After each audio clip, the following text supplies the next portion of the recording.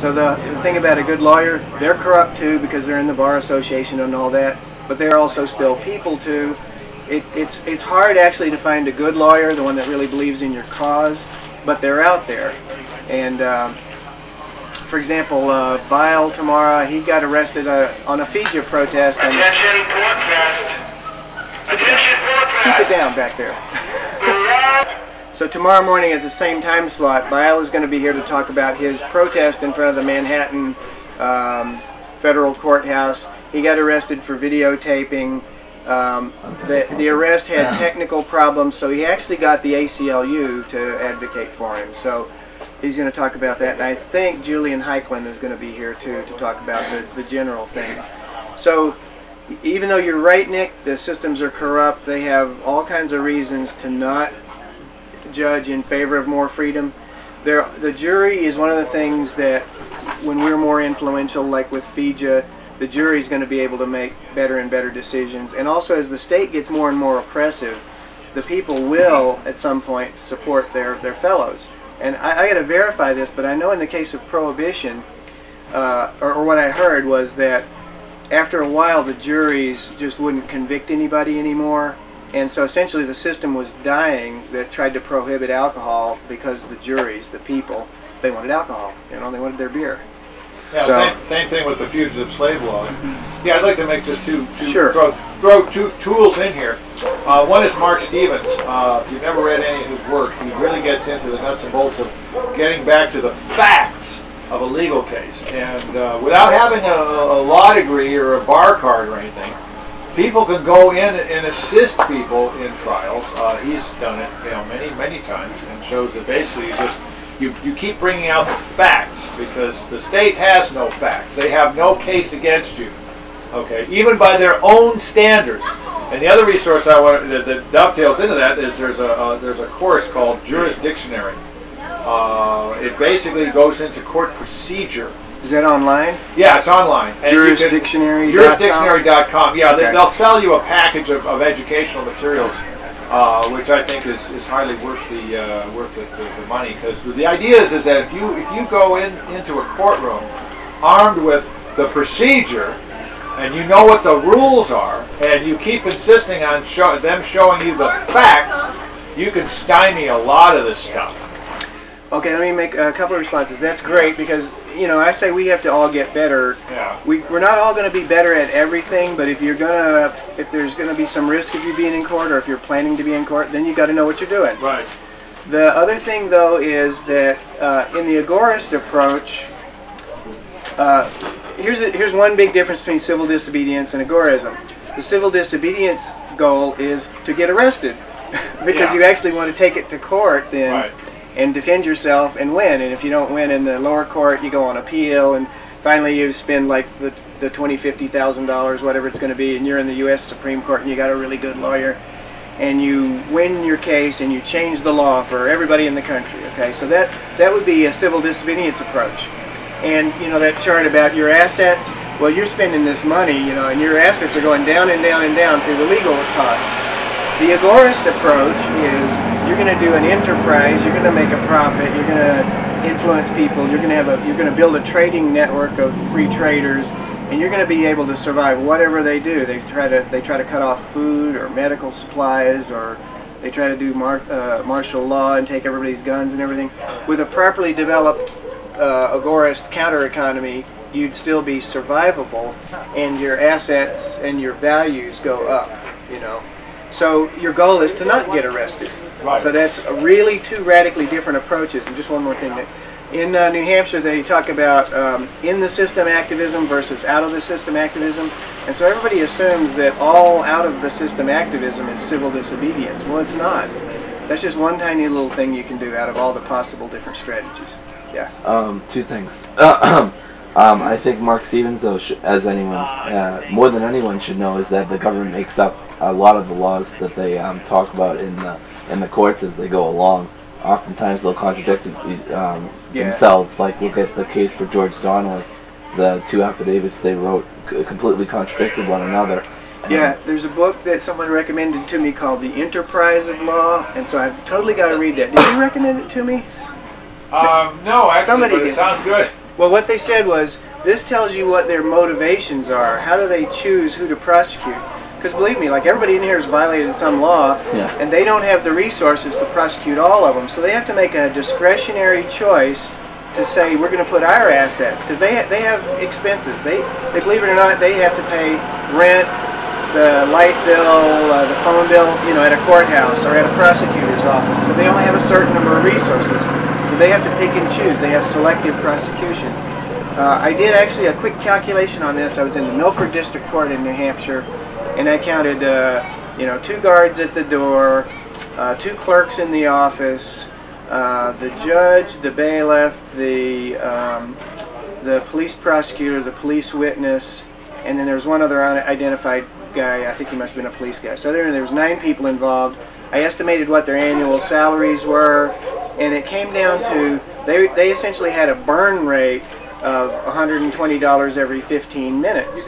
So I was in there on something that had had a $120 fine, and so my goal is to make that take longer than 15 minutes, you know, and a possibility of being found not guilty. You succeeded. Well, yeah, in a couple of cases I've succeeded at that. So what happens is, I noticed what they do is, the whole thing is intimidating. You're sitting there in fear, or they're going to punish me, and they get you into the prosecutor's office to talk to you, see if you'll settle the case and just plead guilty so they can all go home.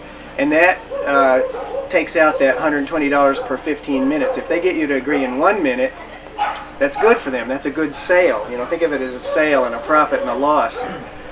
So if you are not ready to agree then, and maybe the prosecutor spends time to talk to you again, and he says, well, we're going to have to take this to trial, like it's a big threat that he's going to take you to trial over, you know, like a speeding ticket or something. And so you go, I said, I guess that's what we'll have to do. I just don't want this on my criminal record or anything. I've really got to plead my case before the judge because this is wrong. I didn't do what you said I did, you know. And the guy's going, oh, crap. I'm losing the sale because now it's going to cost me $150, $200, you know, because if you even just bring one witness, it takes 15 minutes to swear in the witness and to ask them the preliminary questions. And so if you have, you know, a 45-minute case, they're going like, oh man, I hope this guy stops. We got to get out of here. We're losing money. You know? So there's the enterprise of justice now too. It's got profit and loss, and I swear there's a bean counter judge somewhere, an administrative judge, that he's looking at the spreadsheet and he says, geez, Milford District Court, you know, their fines aren't high enough to pay the light bill and the rent and all that. And in fact, I use that example because the Milford District Court is going to close and they're going to consolidate with a neighboring courthouse because of costs. So it is a real fact. The Keene Court, I believe, has totally missaying it, but I believe it's also closed due to activists. Yeah, they're having a big district court budget crisis. You know, see what happens is, you got to keep in mind, and you can see it now in the news, the state has crises too. They screw up the accounting. They think they're going to get all this tax money. There's a recession.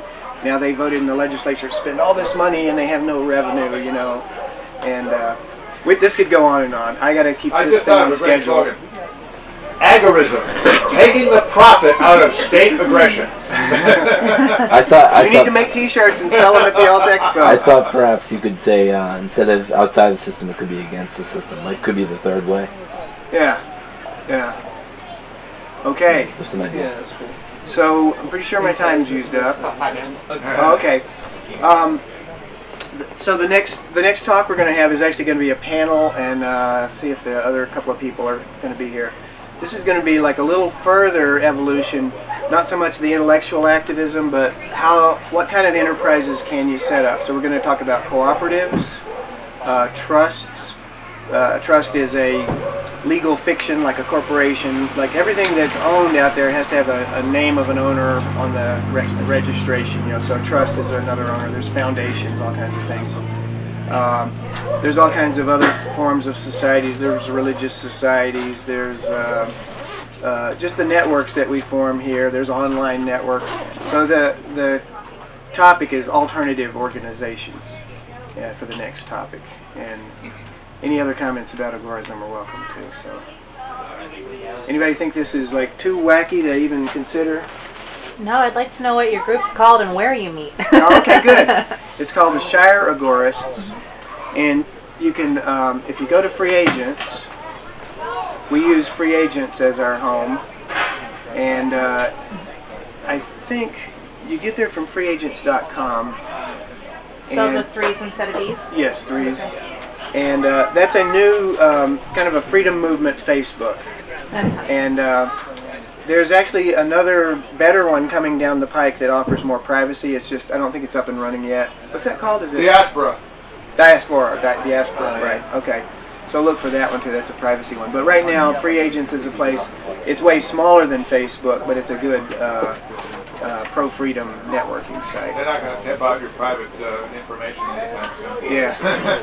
And so they'll have a search box, and if you just search for Shire Agorists, and then you'll see on there some of the notes of the previous meetings.